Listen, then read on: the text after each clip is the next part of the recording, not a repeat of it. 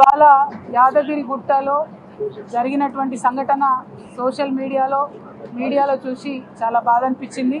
అగ్రవర్ణాలకు సంబంధించినటువంటి ముఖ్యమంత్రి గారు, మంత్రులు అందరూ పెద్ద పీటలు వేసుకొని పైన కూర్చొని మరి భట్టి విక్రమార్క గారిని, అదేవిధంగా కొండ సురేఖమ్మ గారిని కింద స్థానాల్లో కూర్చోబెట్టడం అన్నది చూడడానికి కూడా చాలా ఎబ్బెట్టుగా ఉంది.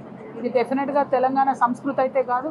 నిజంగా ఒకవేళ అక్కడ అట్లాంటి అవకాశం లేకుండా ఉంటే ముఖ్యమంత్రి గారే నిలబడి ప్రసాదం తీసుకున్నా బాగానే ఉంటుండే, లేదంటే అందరూ నిలబడి తీసుకున్నా బాగుండేది. కానీ ఇది మాత్రం చూడడానికి చాలా బాధాకరంగా, హృదయ విదారకంగా ఉంది.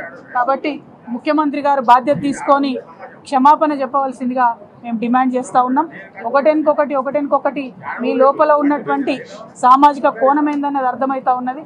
మేము అసెంబ్లీలో పూలే విగ్రహం పెట్టాలని ప్రసాద్ గారికి, స్పీకర్ గారికి వినతి పత్రం ఇవ్వడానికి వెళ్తే ఒక దళితుడికి వినతి పత్రం ఇవ్వడానికి వెళ్ళినామని అవహేళన చేసినటువంటి ఆనాడే మాట్లాడదామని మేము అనుకున్నాం. కానీ స్పీకర్ గారిని కులంతో సంబోధించడం ఎందుకు అని వదిలేసినాం. అది మీ విఘ్నత, మీ యొక్క ప్రవర్తన అని వదిలేసినాం. కానీ అది రోజు రోజుకు అన్ని రంగాల్లో బయటపడతా ఉంది. ఇది తెలంగాణ సమాజానికి పెద్దన్న హోదాలో ఉన్నటువంటి మీరు ఇచ్చేటటువంటి మెసేజ్ బాలేదు. తప్పకుండా దీన్ని సవరించుకొని విక్రమార్క గారికి, సురేఖమ్మ గారికి క్షమాపణ చెప్పవలసిందిగా ముఖ్యమంత్రి గారిని నేను డిమాండ్ చేస్తూ ఉన్నాను.